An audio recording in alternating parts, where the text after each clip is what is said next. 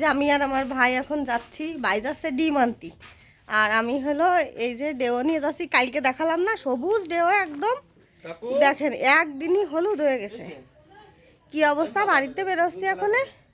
তাই এই ডেও হলো আমার পাশে যে দিদা আছে, দিদিমা আর কি, ছোটো দিদিমা হলো খাতি চাইছে, তাই হলো সেই দিদার জন্য নিয়ে যাচ্ছে এই ডেওটা। কালকে ভাই পাড়িছে একদম, মানে সবুজ ছিল, আর একদিনই শুধু রাতটুক গেছে, এখনই দেখেন কি অবস্থা, হলুদ হয়ে গেছে। আর এই দিদার কাছে ডেও দিয়ে আমরা একটু বকুলতলায় যাব, বকুলতলা দেখাবো আমাকে রে। হ্যাঁ, এই যে দিদিমার বাড়ি, ডেওটা নিয়ে যাচ্ছি। আর এই যে বাড়ি, আর আমাদের বাড়ি দেখাচ্ছি দাঁড়ান, ওই যে দেখেছেন আমাদের বাড়ি। ও দিদিমা আসো, এই তো এই যে আমাকে ছোট দিদিমা, এই দিদিমার জন্যই কিন্তু এই ডেওটা নিয়ে আইছি। আমার বুড়ি আমার টক খাতি শখ হয়েছে। হ্যাঁ দেখো, তোমরা ভালো আছো?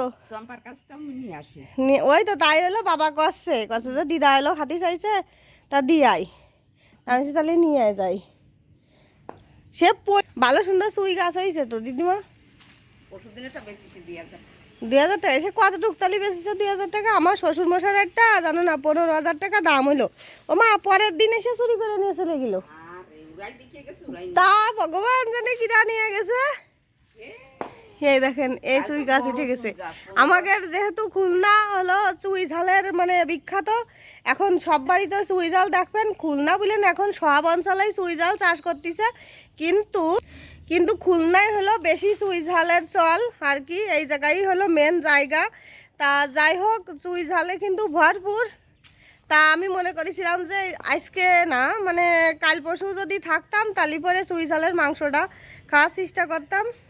মানে আব্বাস হোটেলের নাম করা তো ওই জায়গা, কিন্তু গেলাম না, যেহেতু বাড়ি হলো বাবা হলো মাংস নিয়ে আইছে, তা চুই টুই সব কিছু নিয়ে আইছে। তা আমরা খুব সুন্দর করে রান্না বান্না করে খাওয়া দাওয়া করবো, করে ঠরে চলে যাব। তা যাই হোক, দিদার বাড়িতে এখন চলে যাব, যাই আমরা একটু বকুলতলায় যাব।